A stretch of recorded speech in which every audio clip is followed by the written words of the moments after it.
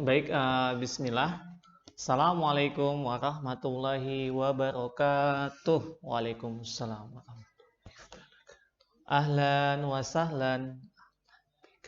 Kaifa halukum? Alhamdulillah, anak soleh yang Ustadz sayangi dan Ustadz banggakan. Hari ini kita kembali lagi bertemu di pembelajaran tematik.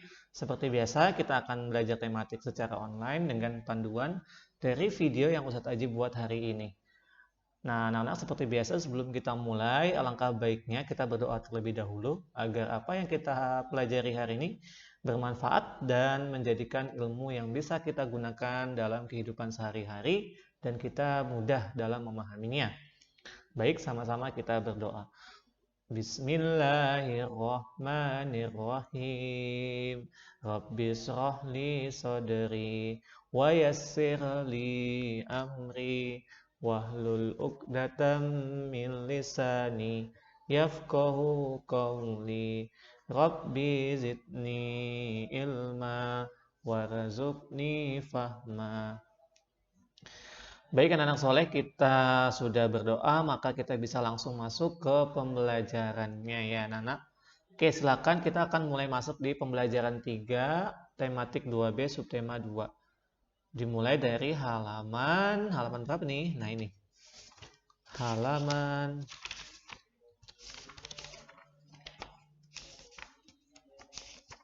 halaman 53 ya, halaman 53 di sini ada bacaan. Kita bersikap sopan saat berkunjung ke rumah teman. Bersikap sopan dilakukan untuk menghormati keluarga teman kita. Dengan begitu, mereka merasa senang dengan kita. Ayo mengamati. Nah, ini ada gambar Cika dan Ino bertemu dengan ibunya Raka.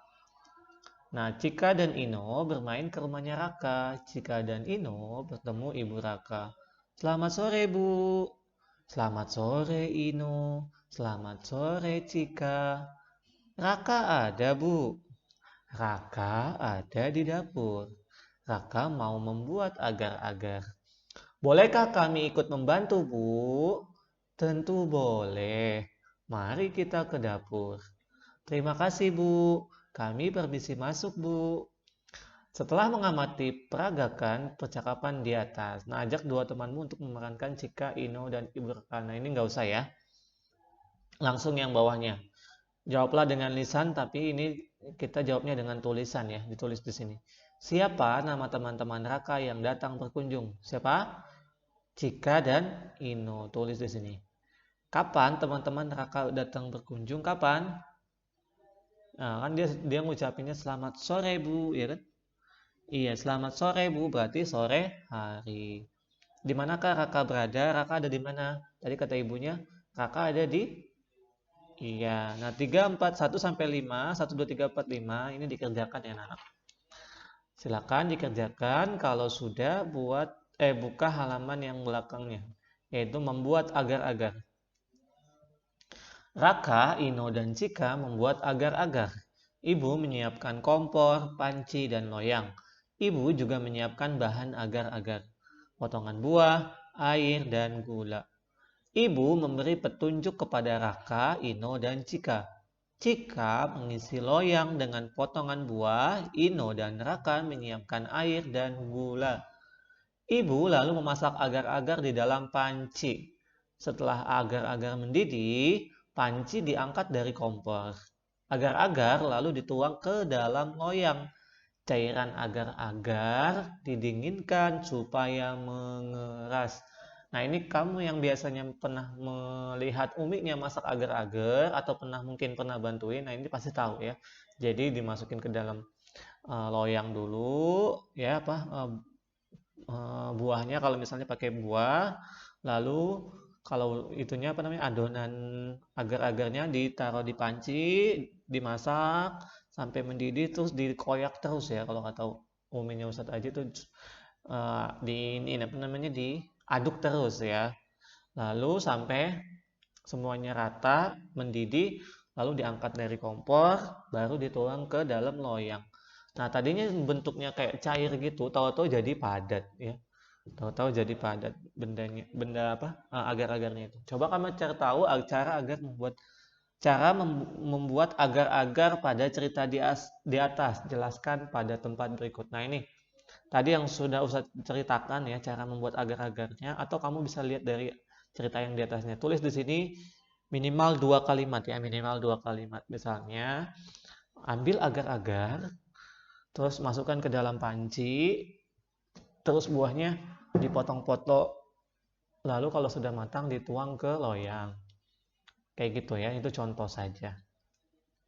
Dan kalau sudah, kita lanjut ya, lanjut ke halaman selanjutnya, yaitu di halaman 55. Membuat agar-agar harus sesuai petunjuk. Begitu pula dengan membuat segelas teh manis. Berikut adalah gambar-gambar membuat teh. Beri nomor pada gambar untuk membuat urutan cara membuat teh yang benar. Nah ini adalah cara membuat teh yang benar urutannya. Tapi ini urutannya masih acak. Menurut kamu kira-kira yang pertama kali dilakukan yang mana? Nanti yang pertama kali itu dikasih nomor 1 ya, dikasih nomor 1. Yang mana yang nomor 1? Iya, misalnya ini dulu nomor 1. Terus nomor 2-nya ini misalnya, 3 ini, 4 ini. Contoh ya, tapi ini bukan urutan yang benar. Jadi dikasih nomor 1 sampai 4 ya. 1 sampai 4. Nah, kalau sudah ada yang bawahnya. Teh manis merupakan benda cair.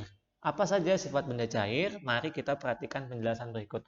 Nah, pada pertemuan yang lalu kita belajar tentang sifat benda padat, yaitu benda padatnya itu tetap mau dipindahin kemana saja, dia tetap bentuknya akan sama dan tetap tidak berubah.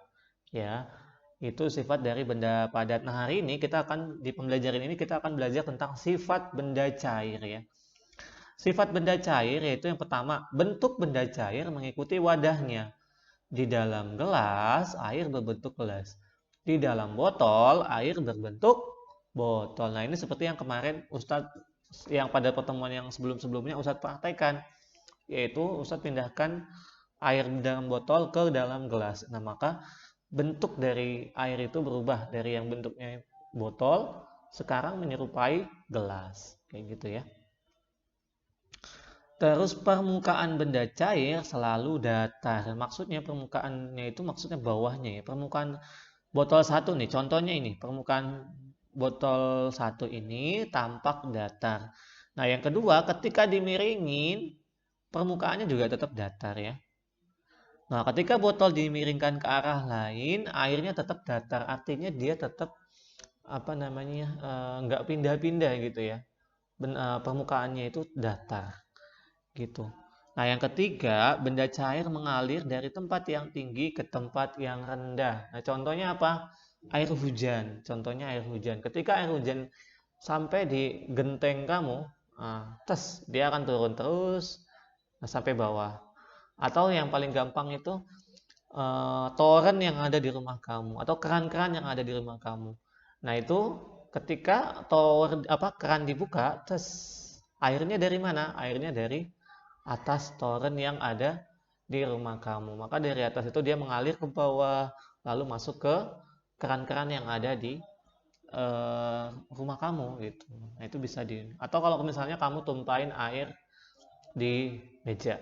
Nah, maka nih contohnya ini, dia akan terus jalan karena dia nggak ada wadahnya ya. Dia akan terus jalan, maka dia langsung netes ke bawah.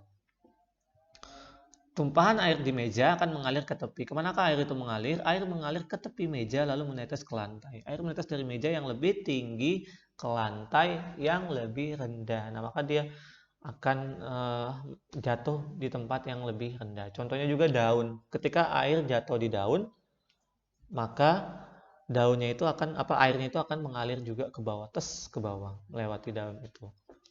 Gitu ya, selalu mengisi tempat yang lebih rendah. Nah, ini coba dikasih checklist, berikan tanda checklist untuk sifat benda cair yang benar. Air di dalam gelas akan berbentuk apa? Bentuk benda cair tetap apa berubah-ubah? Permukaan air yang tenang selalu apa? Naik turun atau datar? Nah, nomor 4 juga sama ya.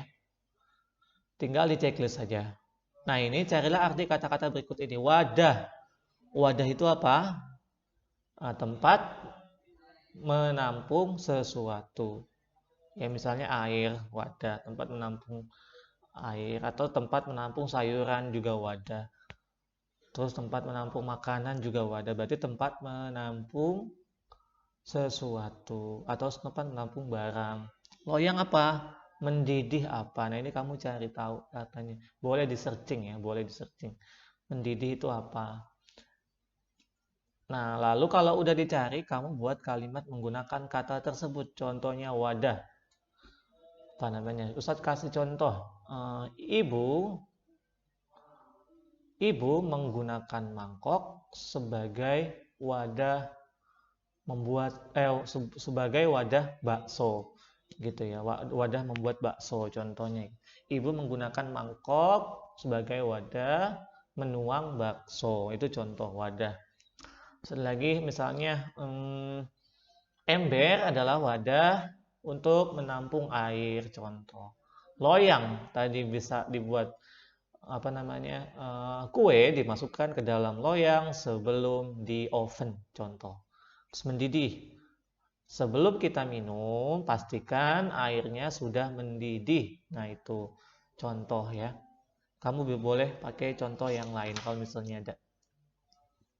Nah, terakhir di pembelajaran 3 ini ialah ini. Ini apa sih Ustadz? Kotak-kotak-kotak gini Ustadz, aku bingung gitu. Nah, ini nggak usah bingung sayang. Jadi ini adalah namanya tabel perkalian ya. Tabel perkalian. Tabel perkalian apa? Tabel perkalian 1 sampai 10. Gimana Ustadz cara bacanya? Cara bacanya ialah ini adalah perkalian 0 ya, perkalian 0. Jadi berapapun dikali 0 hasilnya ialah 0 ya. Berapapun dikali 0 hasilnya 0. 100 kali 0 0. 1 kali 0 0 ya. 7 kali 0 0. Nah, ini perkalian 0 paling atas nih. Paling nomor 2. Kalau yang ini nggak usah dihitung ya. Nah, yang ini juga 0 0 0 0 0 0 0 karena 0 dikali 0 0. Nah, kalau perkalian 1 di mana Ustadz? Ini perkalian 1 yang ini. Kamu lihat di atasnya 1. Nah, maka ini perkalian 1 semua. Atau ke samping. Ini adalah perkalian 1 semua. Nah, cara bacanya gimana Ustadz? Cara bacanya gini. Contohnya kamu mau cari 1 kali 5. Maka kamu lihat satunya di sini, pertama satunya ini, lihat 1. Nah, ini 1 ya, 1 di sini. Lalu 5 dikali 5.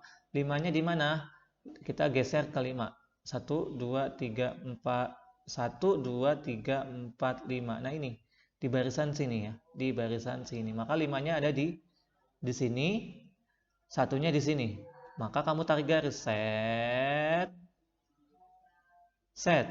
Nah, maka ketemunya di sini.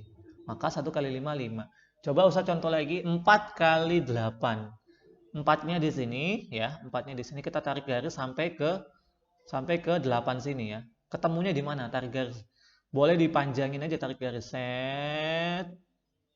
Tarik garis ke sini, set. 8-nya diturunin dari sini sampai ke garis yang 4. Set. Maka ketemunya di sini. Pertemuan garisnya adanya di sini. 32.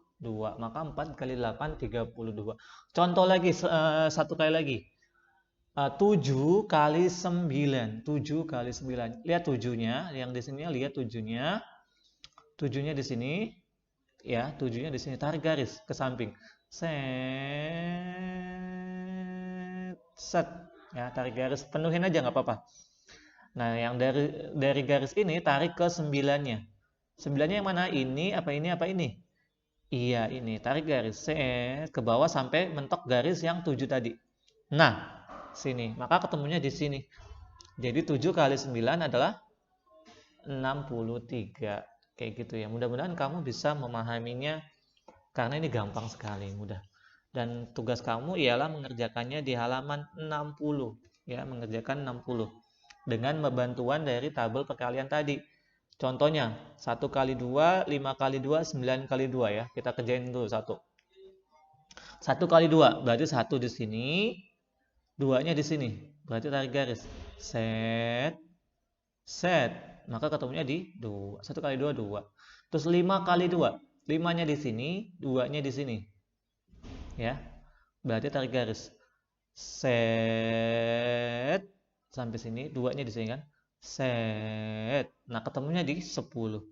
Maka 5 kali 2, 10. Terus 9 kali 2. Lihat lagi 9-nya mana?